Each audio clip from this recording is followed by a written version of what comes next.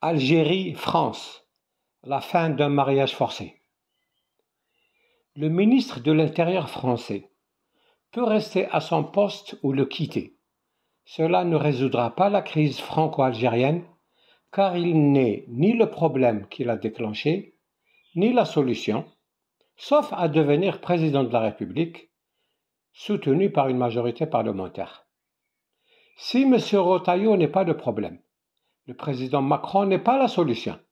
Lui-même est devenu un problème depuis qu'il s'est mis dans une situation de cohabitation défavorable où il a perdu tout pouvoir dans la conduite de la politique intérieure et de choix des membres du gouvernement.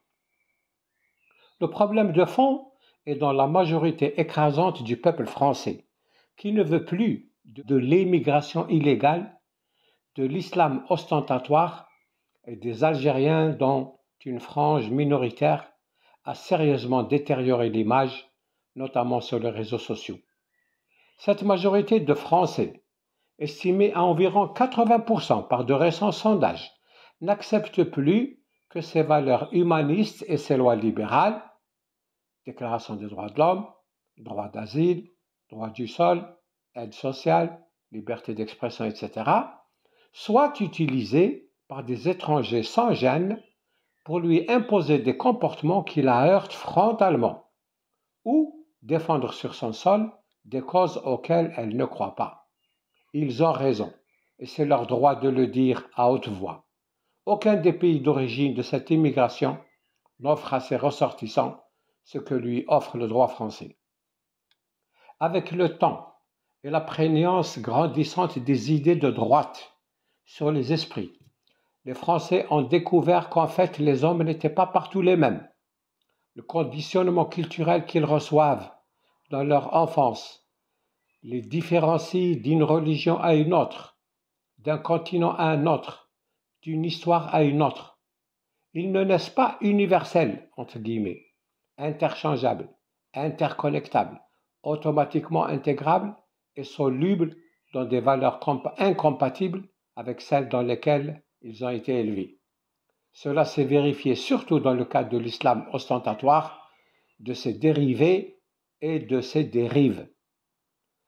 Retailleau l'a compris, à l'instar de toute la classe politique qui a trouvé dans la crise franco-algérienne, déclenchée par le changement de la position française sur la question du Sahara occidental, l'occasion de surenchérir sur le sujet pour obtenir les suffrages des Français à la prochaine élection législative qui peut intervenir à tout moment.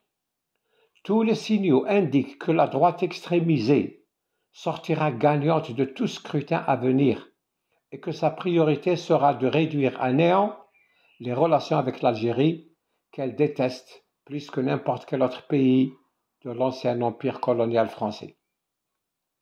L'histoire des relations franco-algériennes est celle d'un mariage forcé entre un conquérant et une indigène réfractaire.